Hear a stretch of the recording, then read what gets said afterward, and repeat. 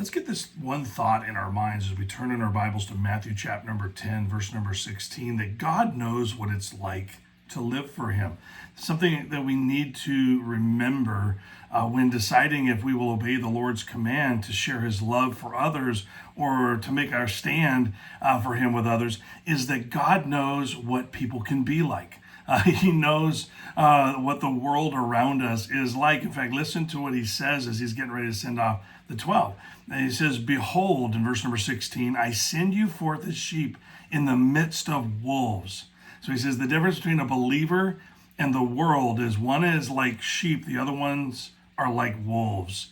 "Be ye therefore wise as serpents and harmless as doves." And so this passage is given to his 12 as Jesus sends them ahead to tell everyone about him. He doesn't tell them it will be easy and everyone will want to hear about Jesus. It's actually the opposite.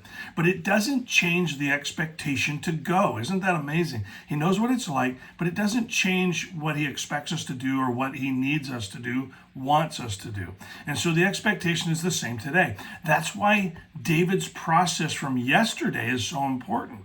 We need to seek the Lord so that we will have his attention. He'll hear us and he'll give us the victory. He'll relieve of us all of our fears. And so listen, we take our fears before the Lord, but we stay on mission. David didn't receive new orders after taking his fears before the Lord. He still had to face them with the Lord's help. And so, and we can too. So listen, the disciples in our passage were told that the world is really messed up. And many won't like the message we bring. But God tells us to be wise, not venomous as serpents. And he tells us to be harmless or gentle as doves, not aggressive and forceful. Listen, when dealing with people, we need to do it the way God tells us to.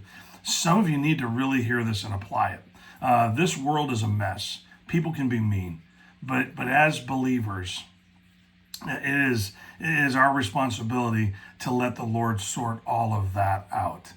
So we're to be wise and gentle because eternity is on the line. And so I don't know who your greatest adversary is when you're trying to live your Christian life, but just remember this, that we need to be wise and we need to be gentle. Our world says, no, you need to be aggressive and forceful and shout people down. And that's what we're experiencing in our world today. But as believers, we take the message of his love. Eternity's at stake. God tells us it's going to be like wolves out there. But go, I'll give you the strength. Have a great day.